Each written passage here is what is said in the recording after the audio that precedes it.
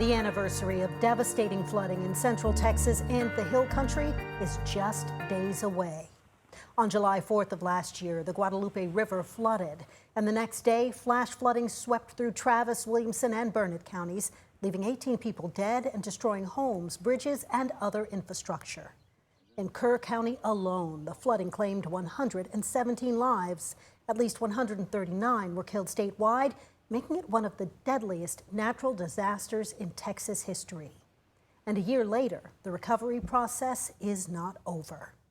Tonight, we follow one survivor whose home was swept away by floodwaters as he and his loved ones were still inside.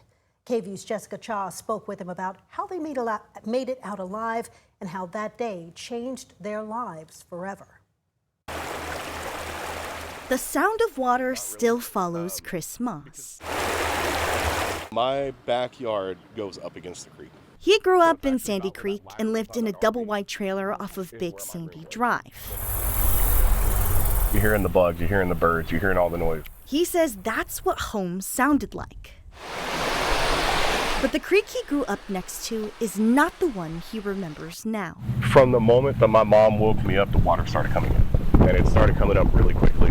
Moss says it was raining when he fell asleep in the early hours of July 5th. Next thing he knew, creek water was seeping into their home. I will admit it, I freaked out. I yelled at my mom. I said, we're going to die, and I thought that's what was going to happen. He says they were standing in waist-deep water when the front wall of their home caved in and their home started floating. You could definitely tell that we were scraping the ground, and that's when we went over there.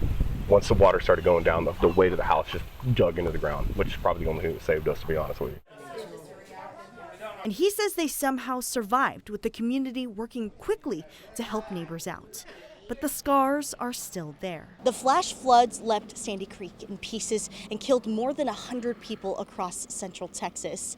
Moss says that he tried to live out here on his property in the months that followed, but it's been hard. It's been nice. Met some of the nicest people out here. So this is where I love being, but unfortunately can't be out here right now. Moss says he moved to Pflugerville several months after the flooding because the water feels unfamiliar. The rain definitely scares me now. I don't want to say the rain in general, but more heavy rain. But he says his heart is still in Sandy Creek as the community works to rebuild. They still talk about Katrina, they talk about Hurricane Camille, and they still talk about the flood that happened out there in Kerr County. That's what needs to happen here. People don't need to forget about this. We need it to be remembered.